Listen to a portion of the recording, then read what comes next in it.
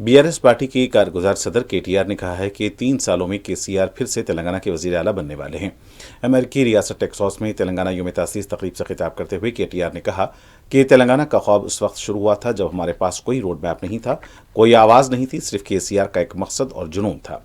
साल 2001 में केसीआर ने तेलंगाना अवाम के ख्वाबों को पूरा करने का बेड़ा उठाया।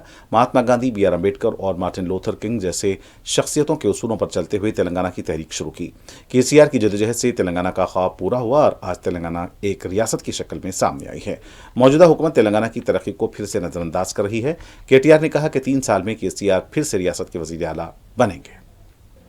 ఇక్కడ మీకు తెలుసు, ముందు అప్పుడప్పుడు బిడ్డ పుట్టిన తర్వాత తల్లికి ఆరోగ్యం బాగాలేకపోతే కొద్ది కాలం పాటు వేరే వాళ్ళ చేతులు బిడ్డను పెడతారు. ఇవాళ జరుగుతున్నది కూడా అంతే. మళ్ళీ 3 ఏళ్లలో తిరిగి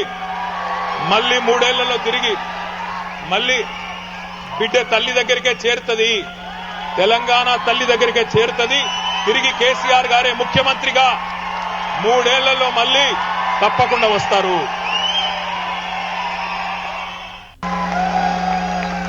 నిన్న రాత్రి డల్లాస్పురంలో దిగే వరకు నేను తెలుగు వారికి 2 రాష్ట్రాలు మాత్రమే ఉన్నాయనుకున్నాను. కానీ నిన్ననే తెలిసింది టెక్సస్ రూపంలో, నిన్నటిదాకా 2 రాష్ట్రాలు అనుకున్నాను కానీ నిన్న ఎయిర్పోర్ట్లో అర్థమైంది మనకు 2 కాదు 3 రాష్ట్రాలు ఉన్నాయి టెక్సస్ రూపంలో అని. ఇక్కడ నుంచి దగ్గరలోనే గంటర్ అనే ఊరుందంట.